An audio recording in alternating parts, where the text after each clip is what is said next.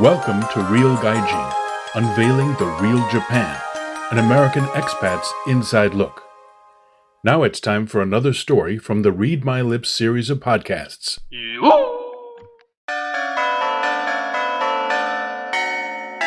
Pearls of Wisdom.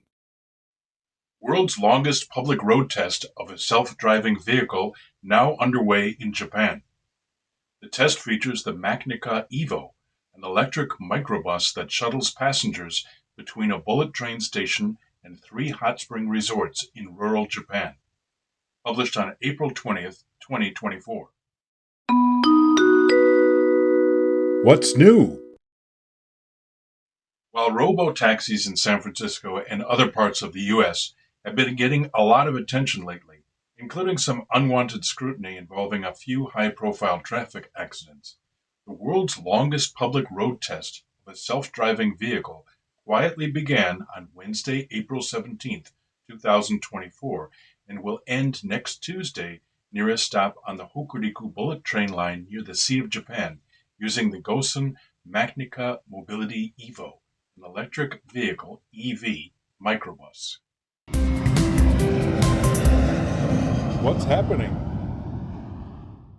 The EV microbus will be used to verify the safety and effectiveness of an extended route between the newly opened Kaga Onsen bullet train station and the 3 hot spring resorts of Yamashiro Onsen, Yamanaka Onsen, and Kataemazu Onsen.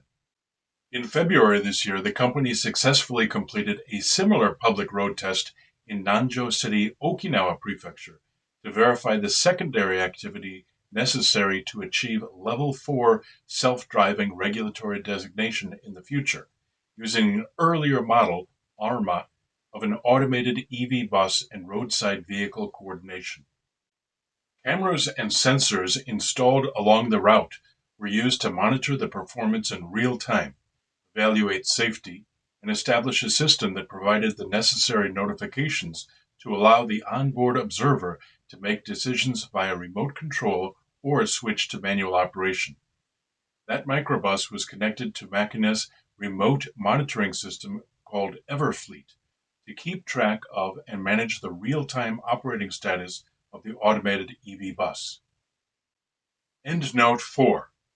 Self-driving vehicle technology has been segmented by level. Currently, Level 2 partial automation vehicles are primarily what you might see around town or even behind the wheel of your own car. Level 2 self-driving vehicles offer driver assistance features, such as adaptive cruise control and lane centering. However, the driver must constantly monitor the environment and be ready to take control. Level 3 conditional automation allows the vehicle to drive on its own under certain conditions, such as on highways or when there is good weather. However, when the system reaches its limits, it returns control to the driver, who must be alert and ready to take over within a short time frame, typically seconds. There are no commercially available Level 3 vehicles yet. Level 4, high automation, has been defined as when the vehicle can handle most driving tasks within defined areas, often called geofences, specific highways or mapped city centers. If the system encounters an unexpected situation, it can attempt to safely stop itself without driver intervention. Passengers can potentially relax or even take their eyes off the road. Level 5, full self-driving automation, requires no human intervention at all. The vehicle can handle any driving situation, anywhere, under any condition, just like a highly skilled human driver, or perhaps even better in some cases. This means that no steering wheels or pedals would be necessary. Level 5 is, however, still science fiction. Go deeper. To make autonomous driving a reality, it is necessary to remotely monitor people inside and outside the vehicle. In real time, Everfleet integrates and centrally visualizes vehicle data such as speed, steering, battery level, etc., in addition to location information and camera images from inside and outside the vehicle. It can also be linked to external data in coordination with traffic signals and other traffic infrastructure. In addition, the system can simultaneously manage a large number of mobility vehicles in multiple regions and automatically detect and report any anomalies during operation. This also helps to improve transportation profitability. Why it matters. To date, there are no commercially available Level 3 or Level 4 self-driving vehicles due to ongoing development and safety concerns. However, the technology is evolving rapidly, and if successful, this week's test will mark an important milestone in the long-term development of self-driving technology. It will bring the world one step closer to Level 4 regulatory approval, particularly in Japan's sparsely populated rural areas. The successful deployment of this technology has the potential to provide reliable mobility options for both residents, many of whom are elderly, and visiting travelers. This week's special test in Ishikawa Prefecture in the Hokuriku region of Japan is part of a plan by the Kaga city government to become a mobility optimized city that ensures freedom of movement for its citizens and visitors, and to further promote the development of a data connection platform between mobility and other businesses, as well as realizing a smart city using next generation mobility, including automated driving. From a commercial perspective, Macnica aims to prove its technology and further establish its first mover advantage in Japan's demanding automotive market. What they're saying. While it will be interesting to see what riders from the general public think after the EVO tests conclude next week, the initial response from city officials has been positive. It felt faster than I imagined, and the ride was very comfortable. Kaga City Mayor Riku Yamamoto, who took an early test drive a couple of days ago. Miyamoto has high hopes for the eventual application of this new technology in his hometown. The public transportation situation in Kaga City is serious. Therefore, it is essential to make the system autonomous. There are many problems to be solved, but I hope we can continue to experiment and move forward with the introduction of the system, Mayor Miyamoto. Other mayors of small towns across the country, facing declining elderly populations and with few resources to combat such problems, are undoubtedly watching Miyamoto's local experiment closely. Based on the results of previous similar tests in other parts of the country, these mayors have reason to be optimistic. This morning, I had an opportunity to ride an automated bus in Sakaimachi, Ibaraki Prefecture. It was smart and cute, and I became very attached to it. This kind of bus will be an indispensable part of Japan's urban development in the future. Tweet from Satoko Ito, who participated in a similar test in early April 2024. By the numbers. This week's 10-kilometer, 6.2-mile round-trip course may not sound like much of a challenge, but as a real-world test of self-driving technology, it is a true marathon. Mostly autonomous. The test vehicle has no accelerator, brake pedals, or steering wheel. Sensors mounted on the front, rear, left, and right sides of the vehicle detect other objects and people. If the EV microbus stops in front of a traffic light or obstacle, the system automatically stops and the safety operator driver uses a controller to start the vehicle and avoid the obstacle. According to Macnica, about 80% of the route is operated automatically. Technical specifications. The EVO, a microbus manufactured by Gaussen Macnica Mobility, can operate automatically for about 9 hours, 100 kilometers or approximately 62 miles on a single charge. It is 4,780 millimeters or 188 inches long, 2,110 millimeters or 83 inches wide, and has an overall height of 2,670 millimeters or 105 inches.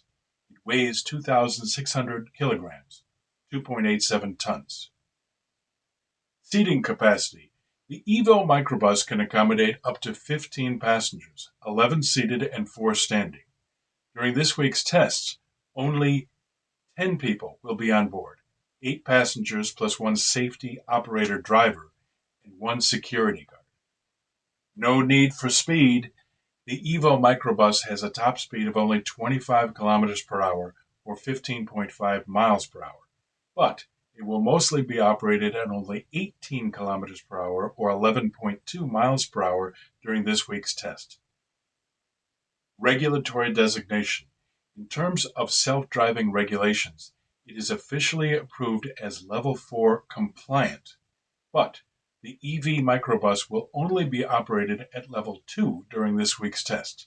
This means that the safety operator driver will take over in case of an emergency.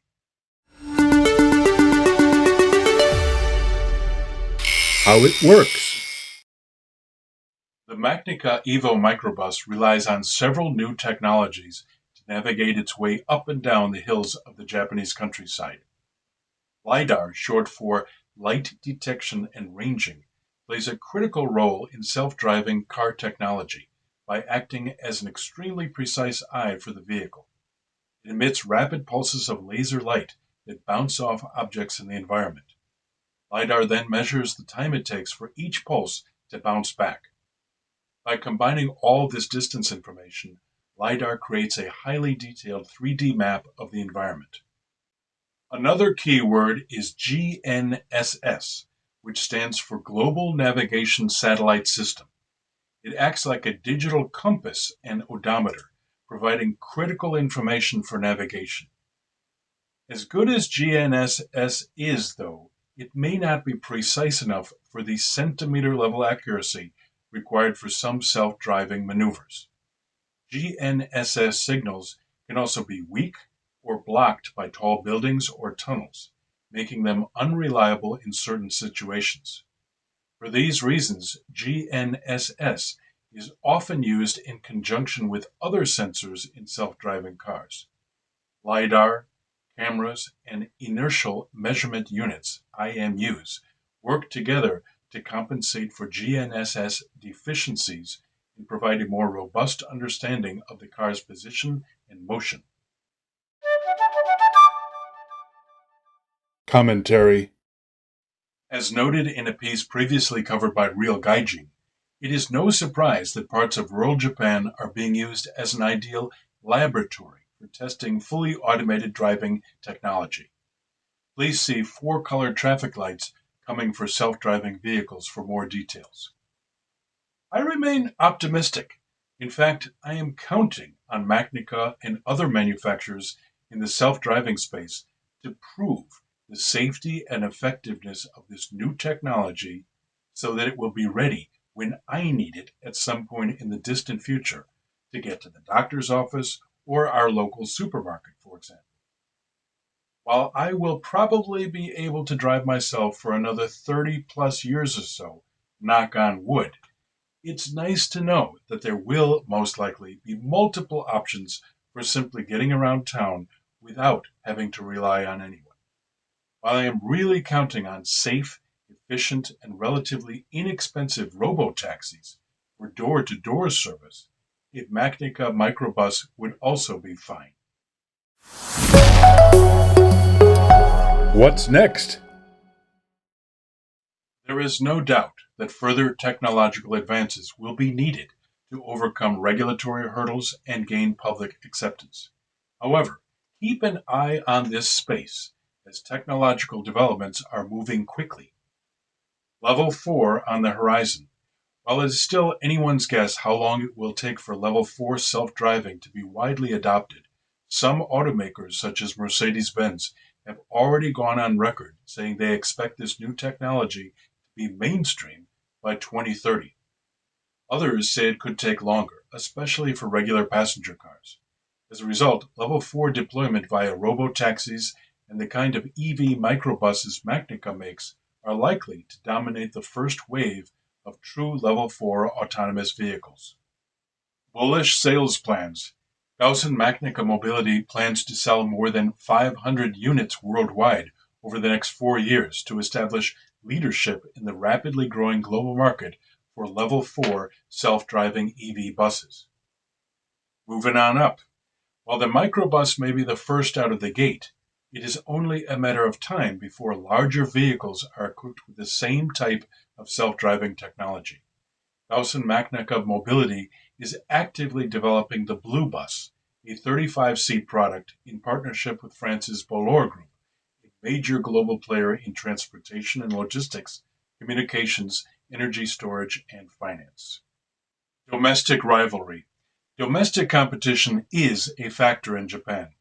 Toyota Motor Corporation, the world's largest automaker, seems to be going at its own pace, not conspicuously competing in the development race. Although its track record in public road demonstrations is less impressive than that of its competitors, the group's overall development, technology, and service capabilities are still top-notch. Plus, demonstrations of the Toyota e-Palette EV self-driving microbus have gradually begun. The Toyota Research Institute, TRI, in the US, and Woven by Toyota in Japan are leading the group's development of automated driving. They are also focusing on the development of technology called AMP, Automatic Map Generation Platform, and other related technologies.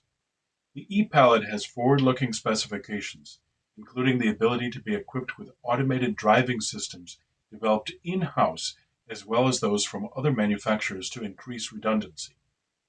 In addition, overseas companies such as Pony AI, May Mobility, and Aurora Innovation, with whom Toyota has formed partnerships, are steadily advancing development and commercialization.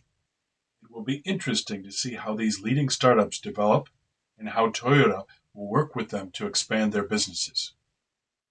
What do you think? What is your opinion about self-driving technology? All responses are completely anonymous, even to the author. Would you be willing to ride for free in one of the microbuses currently being used to test the latest self-driving technology in Kaga City, Japan?